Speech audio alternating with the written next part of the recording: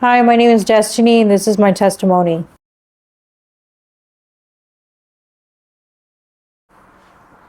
Okay, so what was it like growing up for you? Well, I grew up in Hollywood, California, and growing up for me was very traumatic. I had a grandfather that took care of me as best as he could. I had a dad that's a schizophrenic, and a mom that committed suicide when I was 3 months old. I basically had a grandmother as well that tried to take care of me as best as she could, but she was an alcoholic.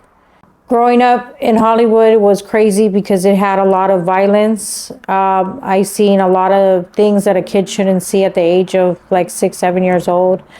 I seen people getting robbed. I was 9 years old and my friend was held hostage. The police were looking for a man and they seen him, and she was going into an apartment building, and he grabbed her and put a gun to her head. The police were telling him to let her go, and he was holding her for a while. It was a good while that he was holding her there. He finally ended up letting her go, and they ended up taking him in. My dad left when I was 8 years old and moved to New York. I remember my dad coming and telling me that he was going to move. He had 2 black eyes from being drunk and fighting in the streets. And that's the last memory that I have of my dad. And then he was gone. So I felt abandoned. And throughout my life, I always wanted to fit in somewhere. So at the age of 14, I started kicking it with the wrong crowd. I started using PCP. That was a drug that I first started using at a young age. And from that point on, like I ended up joining a neighborhood in Hollywood, and I basically wanted to fit in somewhere. So I ended up being from a neighborhood, and there was love there. There was love there. There was safety. And I ran away from home at the age of 14.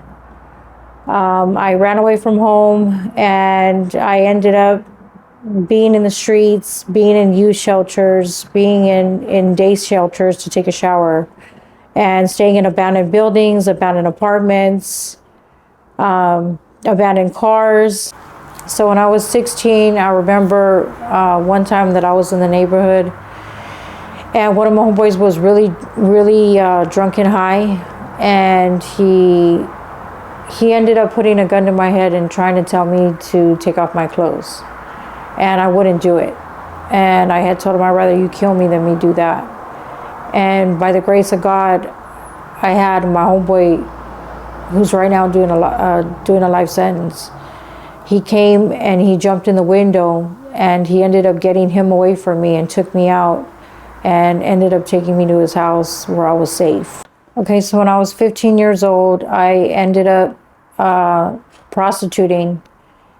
I didn't tell my homeboys from my neighborhood. Nobody knew. Like I'm the one that's known to stuff things and not tell people anything.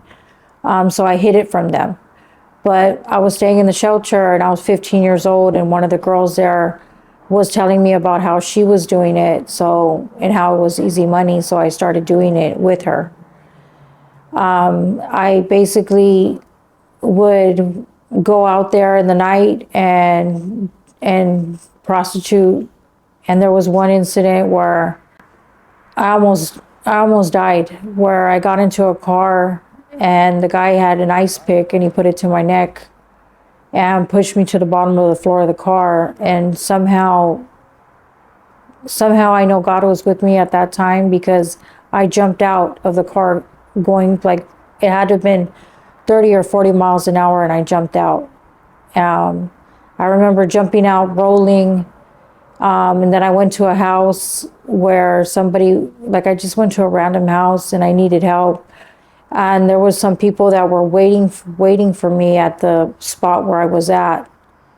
And they took me back to that spot, and instead of going to the hospital, the individuals that I was with at the time just took me home to their house. My head was swollen so bad that you could put like 1.5 finger in, like half of your finger inside. God had to have been with me at that time, because there's no way that I should have survived that. And nobody knew. My family didn't know. The neighborhood didn't know. But it was something that I was doing because I needed money to eat. I needed money for clothes. I was living on the streets. And from that point on, like, it changed me. And I ended up at 17 years old, getting into a relationship. I was about to turn 18, actually. And I got into a relationship with a man, and I stayed in this relationship for 15 and a half years. And this man had a coke addiction. And I started using in 2004 because of this relationship, because I was being beaten. I was broken down mentally, physically, emotionally.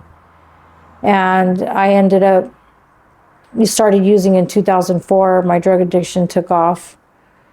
I was using methamphetamines, and I was using it on a daily basis. I had a homegirl that showed me how to smoke it, and right away I took off.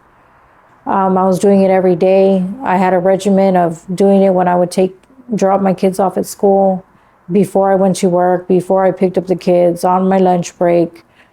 That's just where my addiction was at. And it helped me to numb the pain. It helped me to do the things I needed to do in the house, so that way I wouldn't be getting beaten up by my ex-husband. And then I ended up leaving that relationship, and I ended up catching a case with DCFS. I ended up being positive for methamphetamines on a case that I was fighting with, having an altercation with my daughter, who was 14 at the time. I ended up having to do some classes and going to these support groups, and I'm doing outpatient. And I remember when I first went to my first support group, I didn't want to be there. I felt that I worked and I wasn't like these people, and I ended up leaving. I did the bare minimum to get my kids back. When I got them back, I started using again, and I suffer from mental health. So my mental health, in 2007, I was diagnosed with bipolar and BPD and complex PTSD. I basically didn't take any medication for it. I self-medicated with meth. I was not a good mom. I was abandoning my kids to use. And in 2018, I realized that I couldn't live this life no more. I didn't want to keep using, and my grandfather was sick at the time with cancer, so I ended up going and doing the support groups again. I went to the support groups, I went to outpatient, and I had probably, like, I don't know, between 90 and 100 days clean. And I ended up relapsing at that time because I had the partner that I was with.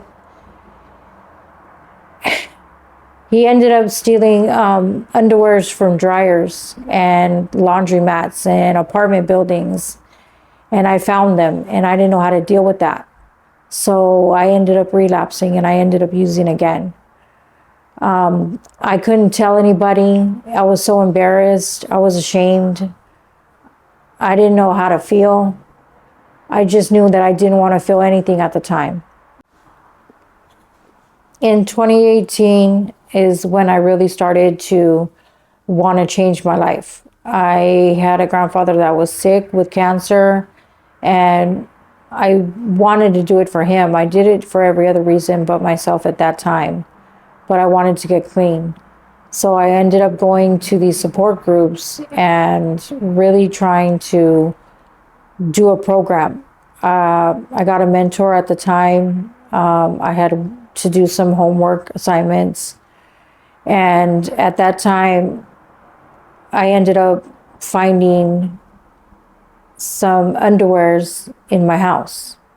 And this was the underwears that my ex was stealing from dryers and apartment building dryers and laundromats. And I didn't tell anybody because I didn't know how to deal with it. So the best way I knew how to deal with it is I went and I got loaded. It hurt me. Like I felt betrayed. I felt betrayed. I felt hurt. I didn't know, I couldn't understand why he was doing these things. And, we were on drugs. Both of us were on drugs at the time. And so I relapsed. And once I relapsed, it was spiraling. Like I couldn't get it. I would keep going to these support groups and I would go there high. I didn't know how to live life at that time. All I knew was how to use. And that's the only way I could function. I couldn't go to work without using. I couldn't take care of my kids without using. This is the only thing that was helping me. And then from there, I ended up leaving that individual. In 2021 is when I got clean. And I ended up leaving that individual because there was an incident where I felt abandoned, neglected, emotionally detached. And I ended up 51-50ing myself when I had 13 months sober and clean. I went to this hospital and I stayed there for about 5 days. I got my medications readjusted because I wasn't taking my medications for bipolar. And from there, I ended up coming out. I ended up getting a new mentor. The mentor that I have now is a blessing from God. She truly is a blessing. She's helped me to live life again without the use of drugs. She's helped me to get a closer contact with God. She started taking me to church little by little because she knew that I had told her I was mad at God for a long time. I always believed in him, but I was mad at him and I didn't trust him. So when I got with this mentor, she slowly started taking me to church again.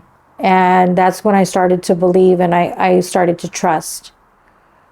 She told me to say these little prayers like, God help me. And that's what I would do on a daily basis. I would pray and say for God to help me, to get me through the pain that I'm going through and the pain that I had went through. Believe in God and trust in God. And that's the part that I had to really work on, was trusting in God. There's been incidents now where I've had to trust God. There's prayers that I've had to say is, God help me. Just help me on a daily basis. And watching over my kids. I had to change everything when I went into these support groups. Once I went into the support groups, I started paying attention. I started paying attention to what they said. I started paying attention to what they were doing. There was homework assignments, a lot of writing assignments I had to do with my mentor. And this mentor is, like I said, she's God sent. She's God sent to me. She's helped me in so many ways and how to view life differently. I don't live the life that I lived anymore. Like I still can be that mean and crazy person, but I don't live that way anymore. I had to change everything once I started going to these support groups, and these support groups have helped me out tremendously with living the way I live today. Like I'm able to be a mom today. I don't have to yell at my kids or hit my kids anymore. I have a daughter that's the one that I got into an altercation with where the cops were called. This daughter now is in the support groups with me as well. And we're doing this together. And we have a very close relationship where she's like my best friend. And I'm glad she's forgiven me. I'm glad that I was forgiven by God. And my daughters mean the world to me. They mean the world to me, and I don't want to ever let them go. So this is why I made the changes that I made, and not only for them, but for myself, because the life that I lived, it was hard, and I've been through a lot.